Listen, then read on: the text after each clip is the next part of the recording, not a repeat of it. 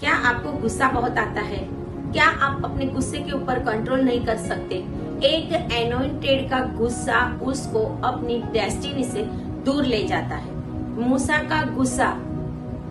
का गुस्सा उसको वचन के देश के अंदर प्रवेश करने को नहीं मिला और परमेश्वर ने उसको कहा कि तूने मेरी महिमा नहीं की। हालेलुया।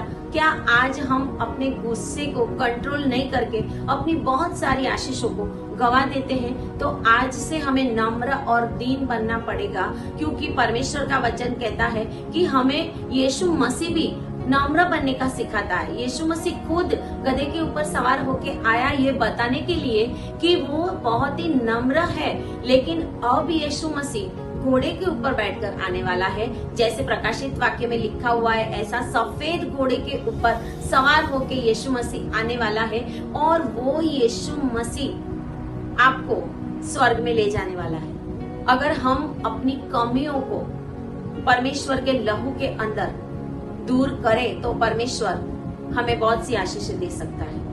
कभी कभी हमारी अपनी प्रॉब्लम, हमारी अपनी इच्छा, हमारी अपनी मनमानी से हम बहुत से काम करते जाते हैं। अगर हम चाहे तो गुस्से को कंट्रोल कर सकते हैं। अगर हम चाहे तो हम लड़ाई झगड़ा नहीं कर सकते। अगर हम चाहे तो मुंह बंद कर सकते हैं। लेकिन बहुत बार हम क्या करते हैं, अपनी ही मनमानी। जब हम अपनी मनमानी करते हैं तो अपनी मनमानी करके हम कभी भी आशीष को नहीं पा सकते, क्योंकि आशीष हमेशा कंट्रोल में होने से मिलती है। हालेलुया।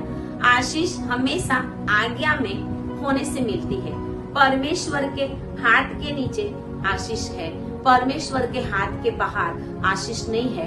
परमेश्वर अगर आपके सर के ऊपर हाथ रख देगा तो आपके जीवन में आशीष ही आशीष है। इसके लिए बहुत बार हमें अपने मुंह को, हमें अपने सोच को, हमें अपने कामों को, हमें अपने पैरों को गलत काम करने से रोकना चाहिए। परमेश्वर ने हमें बुद्धि दी है, परमेश्वर ने हमें कभी भी रोका नहीं है।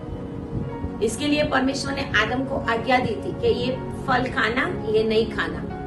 परमेश्वर ने चाहा होता तो बोलता है नहीं खाना, लेकिन परमेश्वर कभी भी हमें कंट्रोल करना नहीं चाहता, क्योंकि उसने हमें बुद्धि दी है। इसके लिए हमें परमेश्वर के वचनों के अनुसार चलकर आशीष को पाना है।